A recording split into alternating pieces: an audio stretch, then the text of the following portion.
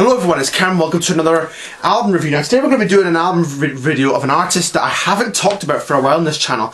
And this artist is a big favourite of mine. He's probably my favourite artist. And I've talked about him before, but I haven't talked about him for a while, and I wanted to talk about him on the channel again. Today I was just sitting around the house and I was thinking, oh, what can I do a video on soon? So I wanted to do a video about, and I was looking for my Roy Orbison records, so I thought, I'd like to talk about Roy Orbison on the channel, because I haven't talked about him for a while on the channel. So that's what I'm going to do today. So today we're going to be reviewing the album In Dreams from 1963. So I'm going to go over a bit of history about this album, maybe show you my copies of the album, show you some of the singles that came out around about the time of the album, and we'll go over each song individually and give the album as a whole a marking out of 10. So In Dreams was Roy Orbison's third studio album, released in July of 1963. And I don't know the exact date, but some sources used to say July the 1st, so it was probably released July 1st, but we'll just say it released in July of 1963, but an exact release date's not known. Roy, by 1963, had become quite a big name in both the US and UK. There'd been the big hit Only the Lonely in 1960, and he continued to have hits as the 60s progressed, with things like Blue Angel, Crying, Running Scared, and Dream Baby. But then in 1962 he had kind of minor success with songs like Working for the Man in the Crowd, but they weren't like big hits, but they still appear in greatest hits compilations today. But then in 1963, January 4th, 1963, Roy went into the studio to record a song that would become a big hit, and that was the song In Dreams, which is his first single release of that year and was a big hit. And then some other singles followed, like Falling, and then Blue Baby, which we'll touch upon later on, and another song as well, and we have a EP as well of both the songs. And then in May of 1963, Roy Orbison went on his first UK tour, headlining and supporting the Beatles on their tour, who were a big group just getting to become big in Liverpool, in Britain, in the 60s. And there's great stories of how they used to stand and watch Roy in the wings, and going, oh, how are we going to follow that? But Roy on this tour went down really well and got encore call after encore call. It just seemed like they weren't ready enough for the Beatles. And so after the success of In Dreams, they collected on some songs that Roy had recorded in 61 and 62. They would often do this on his albums. They would take some songs that they had recorded during previous sessions in like 61 and 62 for this album, and they even had some sessions in 63 taken as well to make this album. So a lot of these are kind of leftovers from different albums, and some of these that he'd recorded for our next record release in 63. So the album was released in July of 63. It reached number 35 in the US and number 6 in the UK. So he seemed to do a lot well with the albums over here that he did in America for some reason. So we're going to go over all my copies of the album. So this is the first copy that I owned. This is the CD version from 2006. I bought this back in 2010. One of my early Roy CDs. This has 4 bonus tracks on here. Nice picture of Roy in the back. And there's the disc. And a picture of Roy on the inside. This picture. Unfortunately my case is broke a bit, but anyhow. There's a booklet as the front. Back of the album. Each track individually tells you what day it was recorded.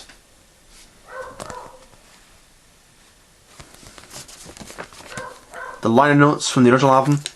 And that's a great photo of Roy there, and even all the other albums who played what on this album, and other Roy Orbison titles that are available. So yeah, really nice to have that one.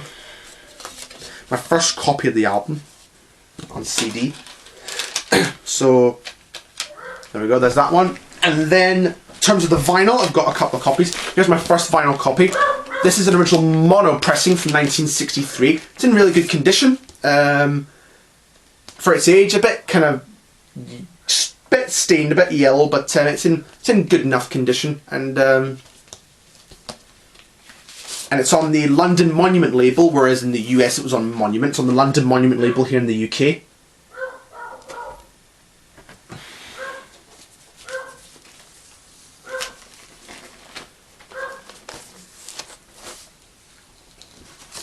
So there's that one, that's my first copy. Plays well for its age. It nearly 60 years old. Plays well, which I'm really impressed with some of my 60s records. They may look a bit kind of marked, but it plays well all the way through. No problems here. And this is my other copy down. This is one that my sister got me, I think, from a shop somewhere in St Andrews, I think. This cover's actually not too bad condition. It's a bit kind of creased. It was a bit of a laminate somewhere around about here, which kind of came off in the end. And it's on the London label, not London Monument, but this one has flip backs in the back. It's on the, and the inner sleeves like, yeah, as you can see, tatty. This one's kind of scratched, so it doesn't really. The other one's in a bit better condition than this one, to be honest, in terms of vinyl. Trying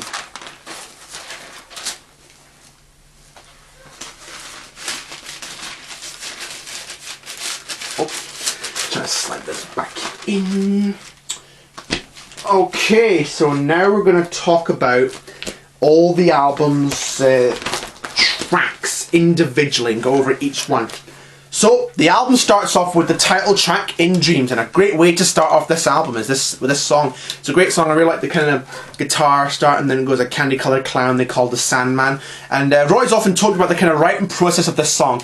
One night he was about to go to sleep, and then he'd written down the candy coloured clown they called the Sandman line, and then during the night he had this dream that he was hearing this song, and the radio's DJ announced that was the latest hit by Elvis Presley, and Roy thought, well, I better wake up and remember it, and he woke up and remembered it, and the song just came to him. So he kind of wrote this after dreaming one night, and this was his big hit, peaked at number 7 in the US, and in the UK, I need to prepare my notes here. In the UK, the song In Dreams peaked at number, hold on a minute, I'm kind of a bit ill-prepared, so do you kind of have to just talk whilst I try and get my notes here.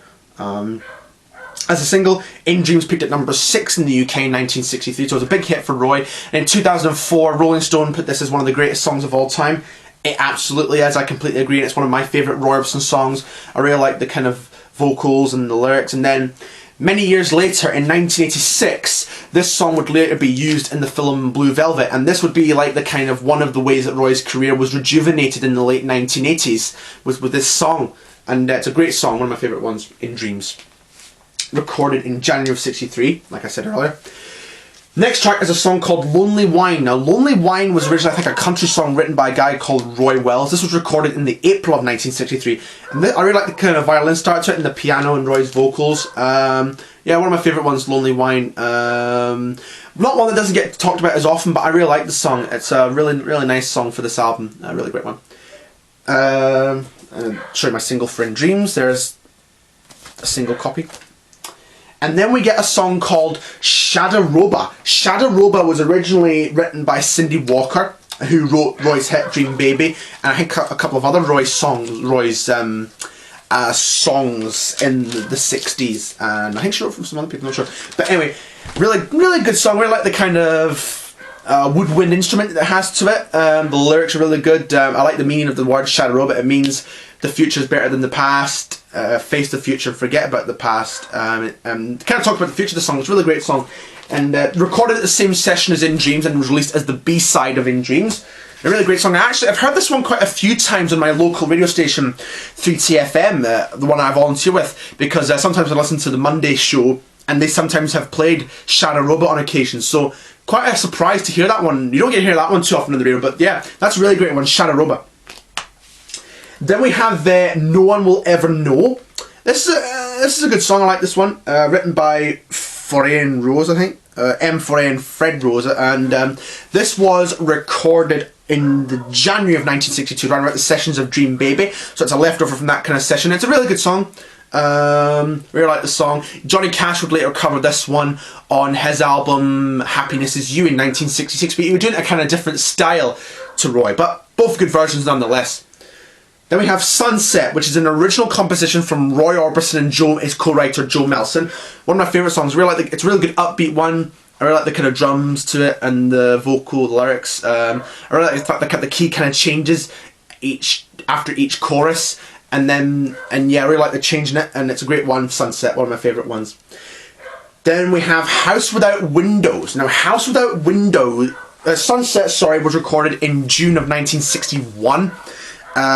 So during the sessions for I think Crying, they did this around about sessions of Crying and Candyman sessions. So Sunset was one that recorded in June of 1961.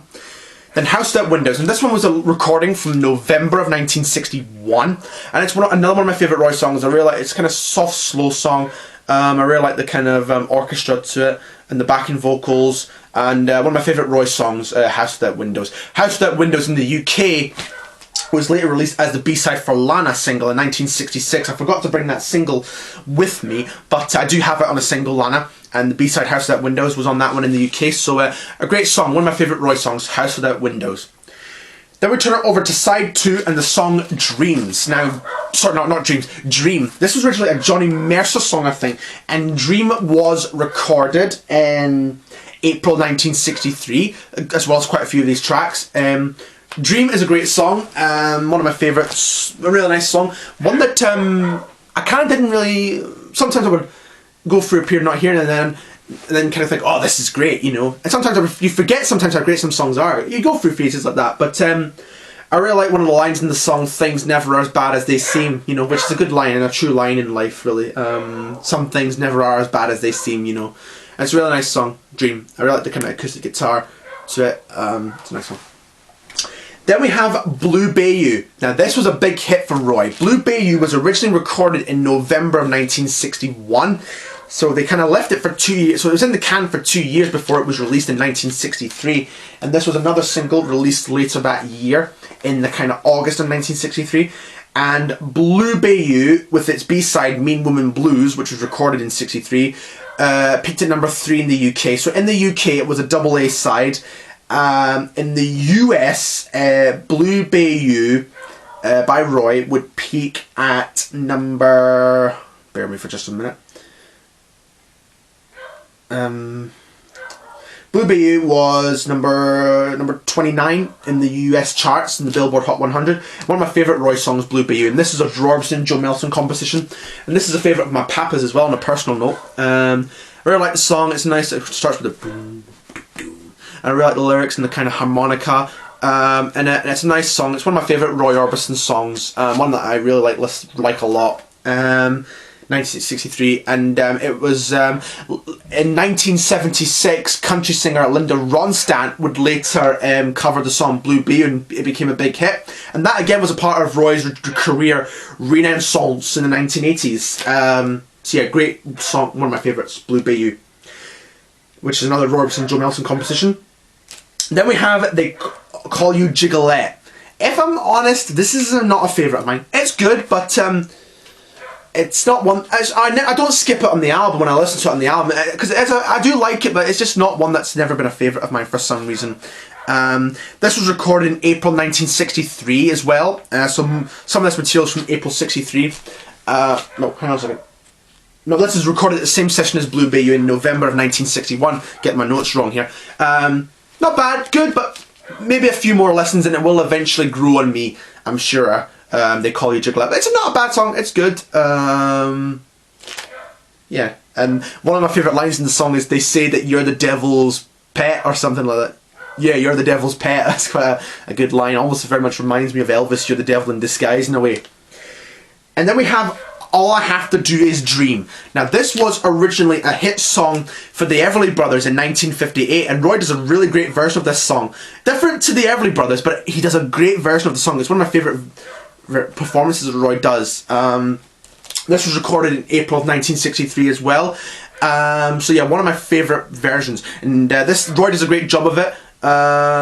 He does it differently, like I say. After the I Need You So, he repeats the I Need You So That I Could Die line verse twice without going, unlike the original where it does I Can Make You Mine and Taste Your Lips of Wine Again, and then does that. So yeah, but nonetheless a great version. I really like this version of All I Have to Do Is Dream. Yeah, this was recorded in April 63 as well, so yeah, great one. Then we have Beautiful Dreamer. Beautiful Dreamer. This is like originally a traditional song, I think, from like the 18th century, I think, from Stephen Foster originally, and it's a really lovely song. We like the orchestra at the start, and you know, Beautiful Dreamer, Wake Unto Me. It's a really nice song. Beautiful Dreamer was the B-side of Roy's 1963 Christmas single Pretty Paper in the US. So that song would later see releasing again on other formats. So, but I like this one, Beautiful Dreamer. It's one of my favourite Roy songs, Roy album tracks. And this was recorded in April of 1963, the same sessions as some of these songs. Yeah, great song. One of my favourite. I really love this song, Beautiful Dreamer. Final track on the album is My Prayer, which was also recorded in April of 1963. I'm not sure who did it originally, My Prayer. I need to try and find out who done it, but this would later appear in a compilation called The Legendary Roy Orbison in 1988, so that song would later make an appearance on a compilation album, which is often, it's unusual to see something like that make an appearance, but a great song nonetheless, a really nice way to close out the album. I really like the kind of start with the acoustic guitar, similar to In Dreams in a way, when the twilight is gone and those songbirds are singing, and then it gets into the song, and I really like the backing vocals as well on this album, the wee kind of a guitar thing he's got going on during the song. Yeah, great song, My Prayer. So, before we rate the album, I want to talk about some other tracks that came out at the same time, or were recorded around that same time. Mean Woman Blues, this was the B-side of Blue Bayou, and this was recorded during April of 1963, and during the same sessions as some of the other material on the album, and this was this would become a staple in Roy's concerts, as would Blue Bayou and In Dreams. They would become live favourites throughout the years, and another track that was recorded at the same sessions as In Dreams and Shadow Robot was Falling. This was another big hit for Roy in 1963. Falling peaked at number... Again, I need to get my notes prepared. Falling peaked at number 9 in the UK, and in the US was a number 22. So Roy had better chart success here than he did in the US, but that's not to say that was a good thing. And then the B-side is Distant Drums, another Cindy Walker composition, which Jim Reeves would later cover. And again, I heard this on a Friday radio show at 3TFM. And again, you don't hear this one on the radio too often, so it's good to hear some of these material get on the radio. And then in 1963, Roy recorded his Christmas single, Pretty Paper, in London in September of 1963.